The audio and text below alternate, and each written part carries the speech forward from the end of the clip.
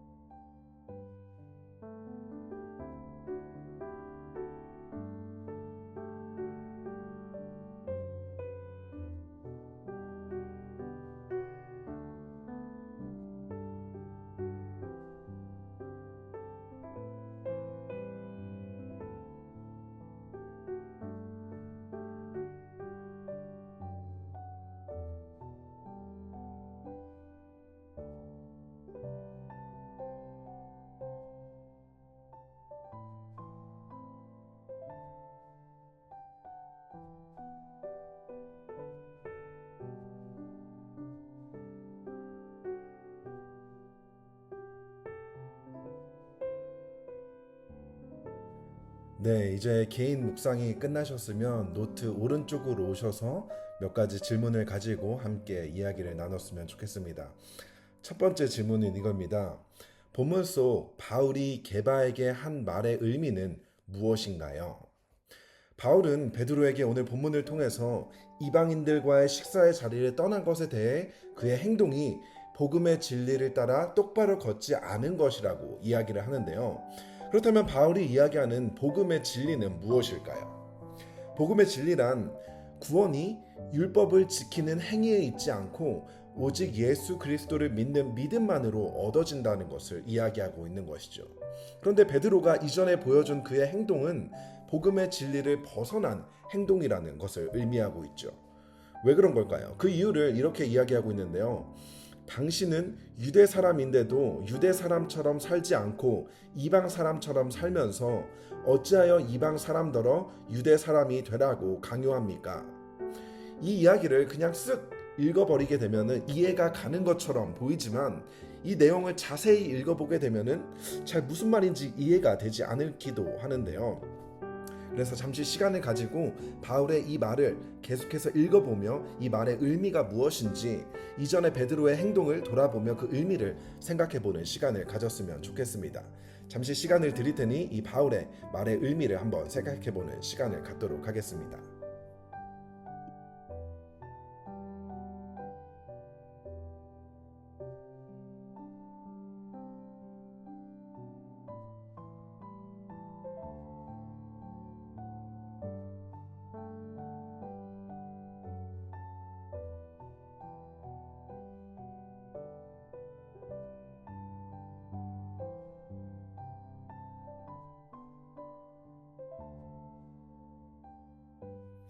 자, 바울의 말의 의미를 조금 생각해 보셨나요? 이제 함께 바울이 책망한 이 내용의 의미를 함께 살펴보려고 하는데요. 우선 베드로가 이방 사람들과 식사 교제를 한 것은 유대인 전통과 관습을 어긴 것으로 보이는데요. 그 당시 유대인들은 이방인들을 부정하게 여기고 그들이 먹는 음식들 중 많은 것들이 율법에서 금하는 음식들이었습니다. 그렇기 때문에 이방인들의 음식 그리고 이방인들 자체를 부정하게 여겼기 때문에 그들과 함께 교제하고 식사하는 것은 그들의 관습과 율법을 어기는 행동이었죠. 하지만 베드로는 더 이상 그것이 문제가 되지 않는다는 걸 너무나 잘 알고 있었죠. 사도행전 10장 15절을 보게 되면 베드로는 하나님으로부터 환상을 통해서 부정한 음식이 내려오는 것을 보았고 하나님께서는 본문에서 하나님께서 깨끗하게 하신 것을 속되다고 하지 말아라 라고 하나님께서 말씀을 하십니다. 이 말은 이방인들도 이제는 복음 안에서 정결하여질 수 있다는 하나님의 메시지였죠. 결코 율법이나 유대 전통이 그들을 정결하게 하는 것이 아니라 오직 예수 그리스도의 복음으로 유대인이건 이방인인 건 상관없이 모두 정결하게 되며 하나님의 거룩한 백성이 될 수 있다라는 것을 보여주고 있는 것이죠. 그렇기 때문에 베드로는 이 복음의 진리를 잘 알고 있었고 그로 인해 아무런 꺼리낌 없이 이방인들과의 식사의 교제를 했었던 것이죠. 그런데 할례받은 유대인들이 오게 되자 어떻게 했죠? 베드로는 그 자리를 떠나버리게 됩니다. 그리고 이러한 잘못된 행동, 복음의 진리를 벗어난 행동으로 인해서 이방인들이 율법을 지켜야만 유대인들과 동등한 교제의 자격을 얻을 수 있는 것처럼 느끼게 만들었다는 것입니다. 베드로의 이러한 잘못된 행동으로 인하여서 유대인들로 하여금 복음에 대한 잘못된 오해를 낳게 했다는 것입니다. 이처럼 베드로는 더 이상 유대인의 전통과 율법에 얽매인 사람이 아님에도 불구하고 그의 이러한 잘못된 행동으로 인하여서 의도하지 않았지만 이방인들로 하여금 유대인의 전통을 따라야만 한다는, 유대인이 되어야 한다는 강요를 하게 되었던 것이죠. 그렇기 때문에 어제 비탐성에서 이야기했던 것처럼 우리가 복음의 진리를 올바르게 알고 복음의 진리를 따라 똑바로 걸어가는 것이 굉장히 중요하다는 것입니다. 세상 사람들은 우리를 통해서 예수 그리스도의 복음의 진리를 보게 된다는 것을 기억하면서 우리는 우리의 말과 행동, 우리의 삶의 방식을 늘 복음의 진리의 반석 위에 세워나가야 한다는 것을 기억해야 한다는 것입니다. 이어서 두 번째 질문을 살펴보려고 하는데요. 나에게는 바울과 같은 믿음의 동역자가 있나요? 베드로의 신앙의 여정을 보게 되면 거듭되는 실패와 넘어짐의 연속이라는 것을 알 수가 있습니다. 물 위를 걸어오시는 예수님을 보고 베드로는 예수님을 따라 물 위를 걷게 되지만 이내 거센 바람을 보고 물에 빠져버리게 됩니다. 그리고 우리가 모두가 잘 알고 있는 것처럼 베드로는 예수님을 3번이나 부인하는 실패를 맛보기도 했습니다. 그리고 오늘 본문에서도 복음의 진리를 따라 똑바로 걷는 것을 실패하는 모습들도 보여주게 되었죠. 베드로의 신앙을 보게 되면 실패의 연속이라는 것을 알 수가 있습니다. 그런데 이러한 베드로의 모습을 보면서 우리는 우리 스스로를 돌아보아야 한다는 것입니다. 우리 역시도 우리의 신앙의 여정을 보게 되면 결코 승승장구하는 여정이 아니라는 것을 우리는 이미 경험을 통해서 알고 있다는 것입니다. 우리 역시도 신앙의 여정 속에서 넘어지고 실패할 때가 있다는 것이죠. 그럴 때 우리에게 필요한 건 바로 오늘 본문에서 이야기하고 있는 바울과 같은 나의 형제 자매가 필요하다는 것입니다. 함께 신앙의 여정을 걸어가는 나의 형제 자매가 필요하다는 것이죠. 바울은 모든 사람 앞에서 공적인 자리에서 베드로를 이렇게까지 나무랬던 이유는 먼저는 베드로의 이러한 잘못된 행동으로 인해 복음에 대한 오해가 이방 성도들에게 생기는 것을 보호하기 위해 이방 성도들을 지키기 위해서였고, 더 나아가는 이것은 베드로를 살리기 위한, 잘못된 길로 가는 베드로를 구하기 위한, 돌이키기 위한 바울의 사랑의 권면과 질책이었다는 것입니다. 베드로에게도 이러한 신앙의 동역자, 믿음의 형제가 필요하다면 우리 역시도 이러한 믿음의 형제 자매가 반드시 필요하다는 것을 기억해야 한다는 것이죠. 신앙의 여정 속에서 서로를 응원하고 격려하며, 때로는 우리가 잘못된 길을 가고 있을 때 우리를 돌이킬 수 있도록 거침없이 가감없이 꾸짖고 책망할 수 있는 이러한 믿음의 형제 자매가 필요하다는 것입니다. 여러분들께서는 혹시 이러한 바울과 같은 신앙의 동력자를 가지고 있으신가요? 그러한 분들이 계시다면 그분들에게 나의 바울이 되어 주어서 고맙다라는 표현을 할 수 있었으면 좋겠습니다.